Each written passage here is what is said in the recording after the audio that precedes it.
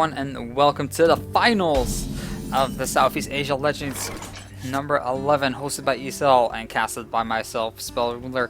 This is the final best of 5 between Anillio and WaningMoon. And while these players are setting up their first boards here, let's take a quick look at both these players' classes, as it is Conquest mode we are dealing with. So Anillio has Warlock, Warrior, and Hunter to his disposal, and WaningMoon has Warrior, Warlock, and Mage to his disposal. So let's see how this is going to play out for both of these players. Aggressive start here from WaningMoon, has the Mana Worm out, but his Sorcerer Apprentices was negated pretty early, though Mirror Entity, 2 of them in his hand. So WaningMoon already having like the secrets out and available to himself. Anillio playing a little bit more aggressive variant here, has an early Huffer available to himself, but I also see an Emperor Cobra, which is a potential tech choice of his Unstable Portal coming out from WaningMoon.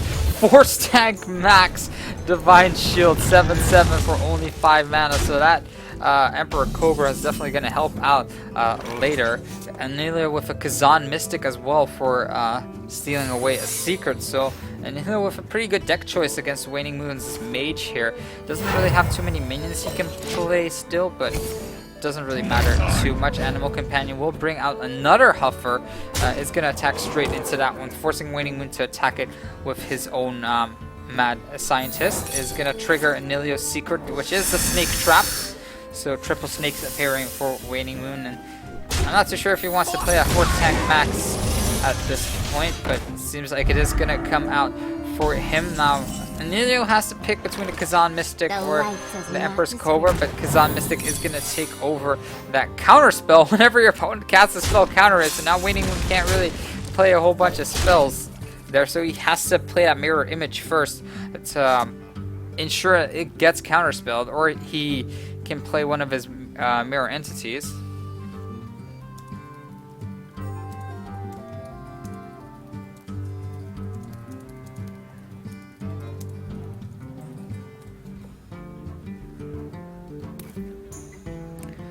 So the Divine Shield from the Force Tank Max already taking out Sylvanas Windrunner coming out. So WaningMoon already like hitting with the big gun, 7 damage landing on to Anillio, who has pulled the Glaive Zuka for himself. So is running a little bit behind here.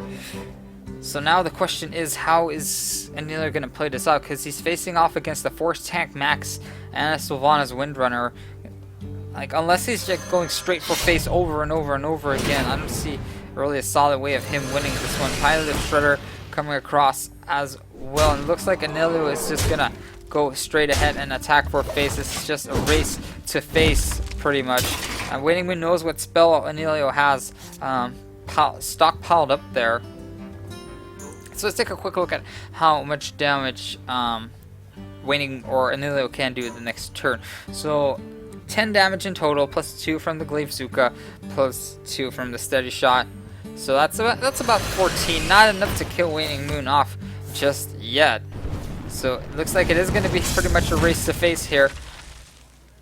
So unless Anillio pulls out something really good the next turn, or if WaningMoon uses that Sylvana Windrunner to take out the minions slowly but surely, but WaningMoon just keeps hitting with that Force Tank Max. Anillio now sitting at 13 health here. Anillio, what does he top deck? Top decks into a kill command here, but does not have enough damage to lethally take down WaningMoon at this point because of his minions being taken out, of course. Now, if he does decide to go for the Force Tank Max, he has to use that kill command on it first. Dr. Boom is going to be a huge boon as well, so looks like both of these players, because of the way this game has been played out, can't really execute their normal strategies and instead have to like rely on like working around each other's cards, I'd almost want to say. So Dr. Boom is going to come out here, and Anillio looks like he is going to take a risk here. Is going to sacrifice the snake. 50% chance of taking a good minion, but it is going to take over a Boombot instead, and Pilot Shredders are going to drop as well, and that is going to be an Anodized Robocub that's going to taunt it up. So 13 health remaining. Mirror image, another mirror image for WaningMoon. So he can play one that's going to be counterspelled by the counterspell in Anillio's field. But it's going to get countered by it. So the mirror entity is going to fail. And it looks like he's going to play his second mirror entity instead. Still has 2 mana left for double mirror image if needed.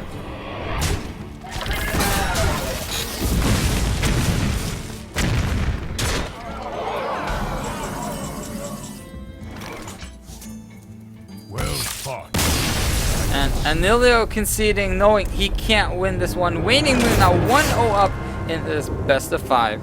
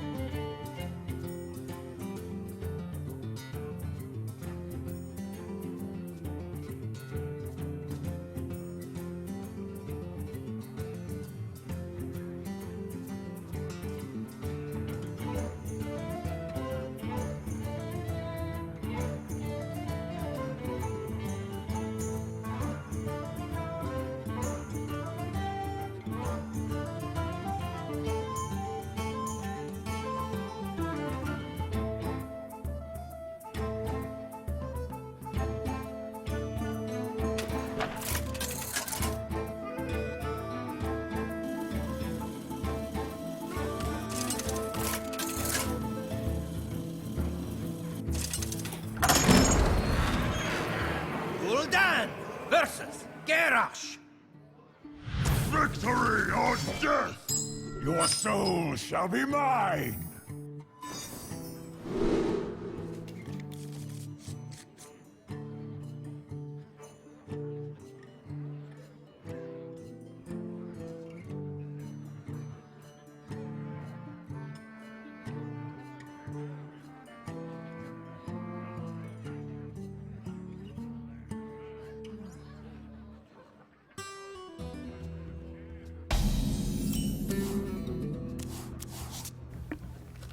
Hey there everyone, welcome back. This is game 2 between WaningMoon and Anillio.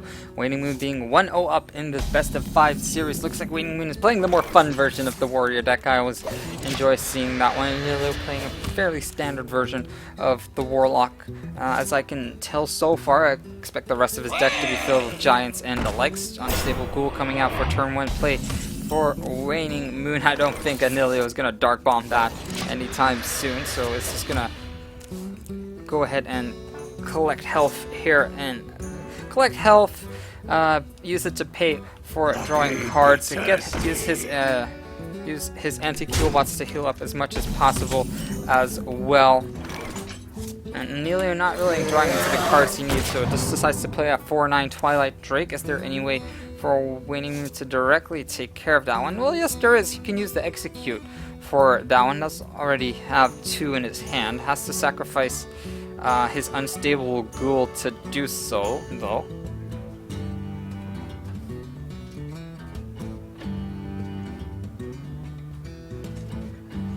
I'm kind of wondering how WaningMoon wants to play this one out, as he can just go on the aggressive here, but Anillio does have like a lot of cards in backup to heal himself back up. So Shadow Flame to like clear the board and like double anti-heal bot to heal himself up like 16 health. Like I don't know if WaningMoon is playing Grim Patron, like he might, so is gonna use that execute to take care of that 4/7 Twilight Drake, and is gonna have a fairly strong Frothing Berserker sitting at 7/3 now, and then Anillio is probably gonna chuck the Dark Bomb across just to do the damage needed. And now Anillio now having more in reserve with the Lord Jaraxxus as well. But it looks like, is Anillio actually going to go for a Sludge Belcher play here? Because Anillio does have a second execute available for himself, so there's one way that he can actually do a lot of damage, and that is by using the whirlwind and then the execute, attacking with the gnomish inventor, and then using the inner rage to give that frauding berserker even more attack. It will have a lot of attack, and it is whenever a minion takes damage, so I think that WaningMoon can almost kill off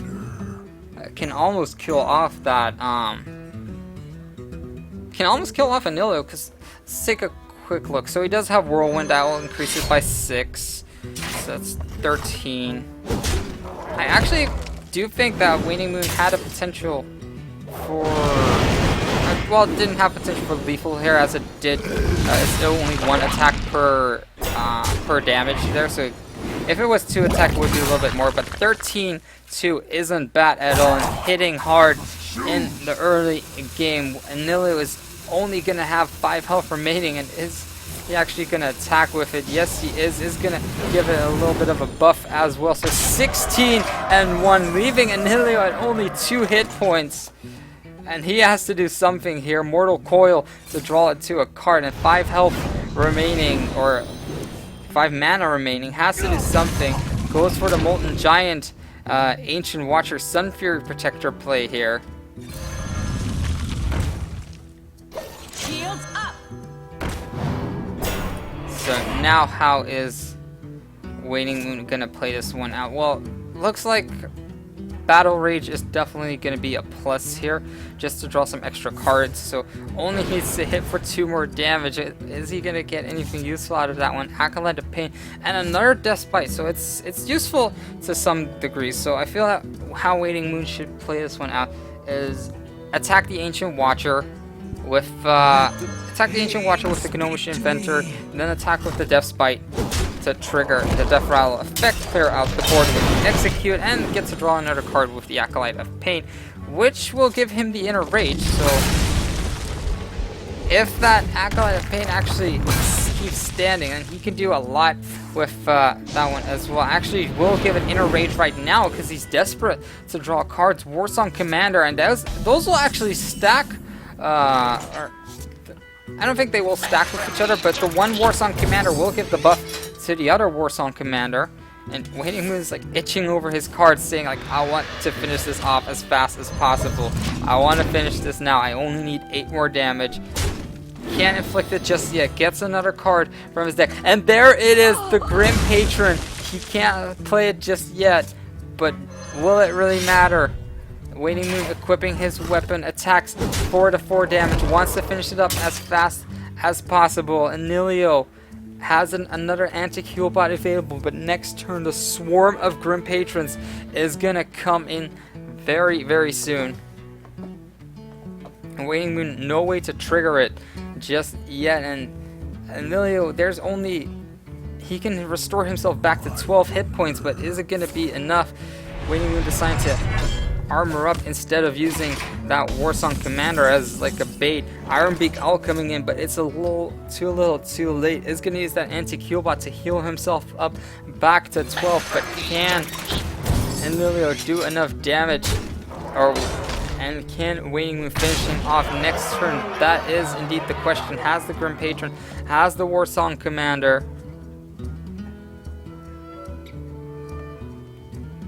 and at the very least WaningMoon can clear board a little effectively, but here comes the Enraging Worgen as well with Enraged Wind Fury and +1 attack, so he actually has it with the Enraged Worgen, doesn't need the Grim Patron, will attack, triggers the Death Rattle effect from the Death Bite, and now the double attack for WaningMoon with a 2-0 lead in this best of 5.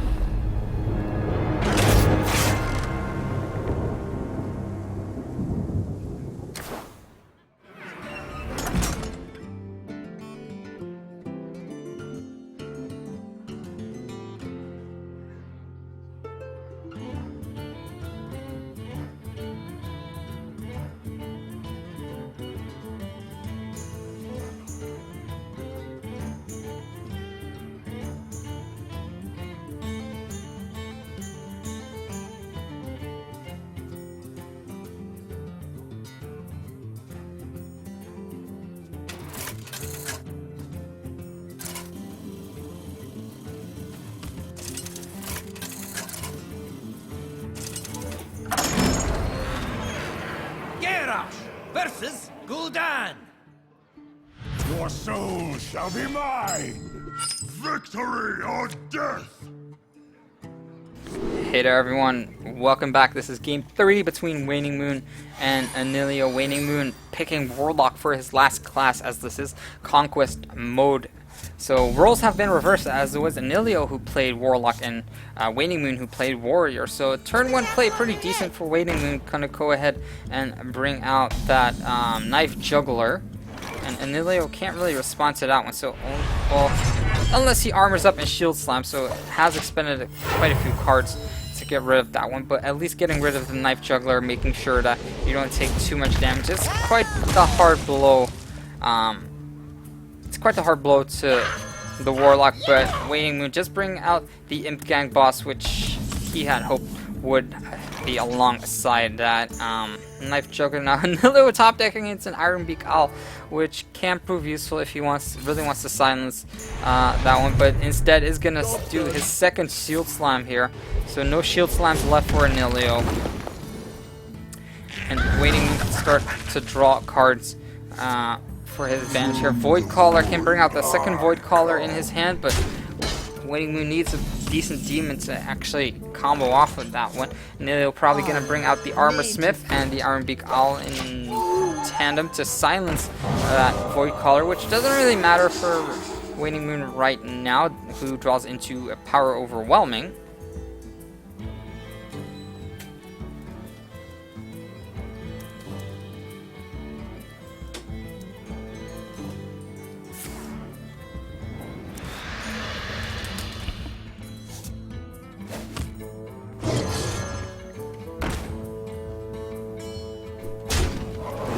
So, WaningMoon doing a little bit of damage, playing the board decently effectively with that Direwolf Alpha. Jason minion have +1 attack, execute coming across almost instantly to the Void Caller.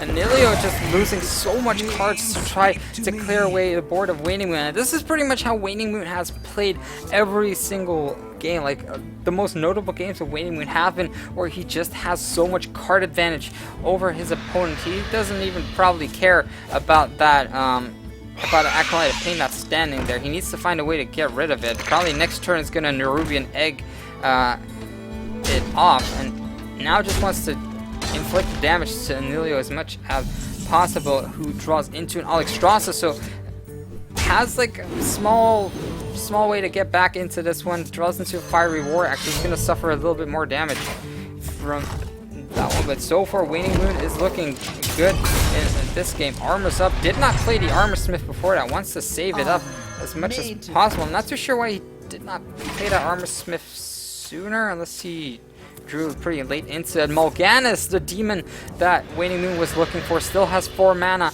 to play that Void Caller. Is gonna play that Power Overwhelming to buff up that Nerubian Egg to a 5/6 to take care of that Armor Smith. Will only give 1 armor to Anillio, who will draw an extra card if that Acolyte of Pain does fall down, which it probably will. So what is the card drawn? Emperor Forason might prove useful, as he does have a lot of high value mana cards in his hand. So unless Anillio draws something useful here, has to play the Emperor Forason. Draws into the Brawl, which is going to be fairly useful next couple of turns if WaningMoon just keeps pumping out minions. But I think that WaningMoon might just hold it off until that point. Brawl now costing 4 mana, and all the other cards costing a lot less. Defender of Argus, the likely card to be played from WaningMoon, buffing up the Nerubian to a 5/4, forcing the taunt onto the Void Caller, but actually the Power Overwhelming coming in. WaningMoon is just recklessly throwing his minions towards Anillio. Here comes the Defender of Argus onto the Spiderlings, actually. Does not want to buff those 4/4s and the 3/4s anytime soon. Anillio now drawing into a Fiery War Axe.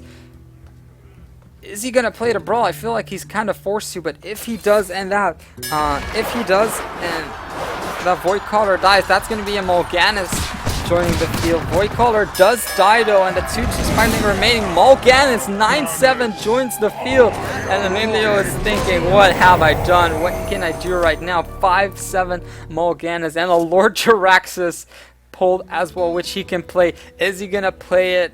Yes, he can. He doesn't even care. Mulganus and Lord Jaraxxus on the field. WaningMoon with a miracle hand here has the strongest cards a Warlock can beg for on the field. He is immune to damage, and he has a 9-7 out on the field. And Anillio, does he have a way to take care of this one? Sylvanas Windrunner, and not going to be useful. And if that Ragnaros hits WaningMoon, he doesn't even care about that because he's immune to damage. As it is going to land into Jaraxxus, doing 0 damage as he is immune. And that is gonna be not a game just yet, as WaningMoon can't do 4 damage. Just yet, Shadow Flame coming across, but it will steal away Lord Jaraxxus because Sylvanas Windrunner's passive will trigger. And with the amazing steal, WaningMoon playing the game of his life will win this 3-0 in the Southeast Asia Legends Cup number 11.